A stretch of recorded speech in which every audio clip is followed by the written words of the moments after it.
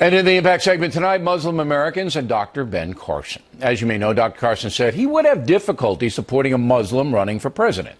Upon hearing that, the PC crowd, always looking to demonize, immediately branded Carson a bigot. Now, some Muslim clerics are involved.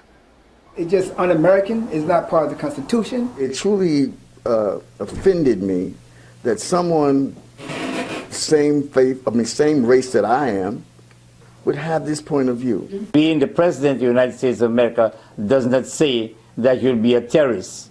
Do not say that you'll be against Christianity, Judaism, Hinduism, or any other religion. 9/11 was a crime, and it should be judged as a crime. It should not be something which you will stigmatize, demonize, or criminalize a whole entire race or people.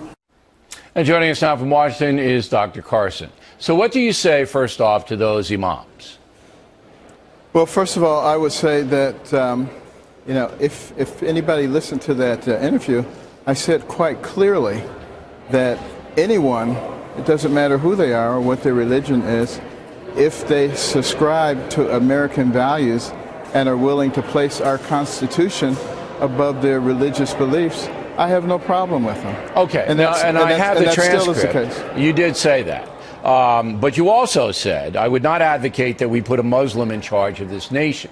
So if you said, I would not advocate we put a Catholic in charge of the nation, as some people did when Alf Landon ran for president and Kennedy ran, or if you said, I don't advocate we put a Jewish person in the White House, you would get the same outcry, probably more outcry. So do you see the point of the other side? No. I wouldn't advocate that we put a Christian in there either if their agenda was a theocracy, if they were not willing to subject their religious beliefs to the Constitution. I would not advocate for them either. Okay, but you see how loaded this whole thing is loaded. It's loaded. And I want to point out to the audience, in case they didn't see your interview with NBC, this came after the Trump was questioned in New Hampshire where the guy said, there's Muslim training camps and Obama's a Muslim, and Trump didn't say anything to him one way or the other. And then so they brought this to you. Number one, do you think the question you were asked by the NBC guy was meant to trip you up? Do you believe the question was meant to be loaded and put you in a bad spot? Whether it was or not, I don't mind answering the question because I'm not a politician. So I'm not going to be looking for the politically correct answer. I'm going to be looking for the truth. And the fact of the matter is, this is America. We have our own set of values and principles.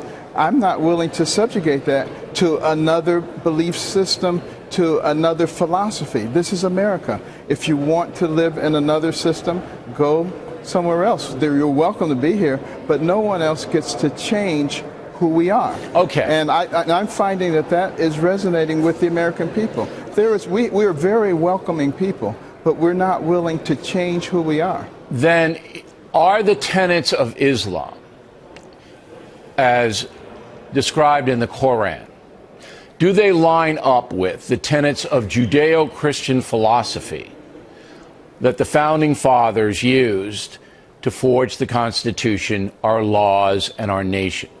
Tenets of Islam, Judeo-Christian philosophy, do they line up together? I don't believe that they do.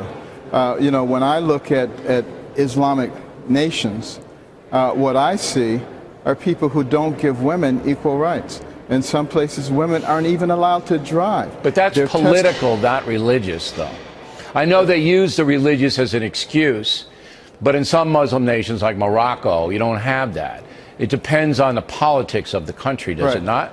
Well, the fact that a person has a Muslim background, that doesn't bother me at all. I know lots of people with Muslim backgrounds who are fully assimilated into America and accept American values and accept our Constitution. I don't have any problem with that. But this question was asked of me in the context of me having already said that, which would implicate that you're talking about somebody who doesn't share those values. Hey, look, it's an intellectual argument that the press, of course, and I don't know if the imams even heard what you said.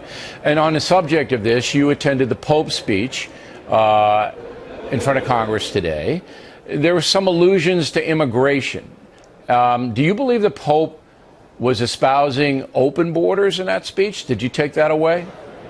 Well, you know, I had a difficult time from the chamber hearing him, and I didn't have a transcript and understanding what he was saying. But, you know, hopefully what he is saying is that, you know, immigration is a good thing, and it strengthens nations, and we're all immigrants if you go back far enough. I have no problem with that. We have a very excellent system of legal immigration. We accept more immigrants, I believe, than any other place. So you're preaching to the choir if you're talking here about immigration. Yeah, I'm going to read the transcript of the Pope's immigration remarks in the next segment so everybody knows what he said, because that's going to be the hot debate, whether the Pope wants open borders everywhere or he doesn't. So, and I have a take on it, but I'm going to hold it to the next segment. Hey, Doctor, you're a stand-up guy. You always come on and answer the questions, and we really appreciate that. Thank you very much, Bill. Okay.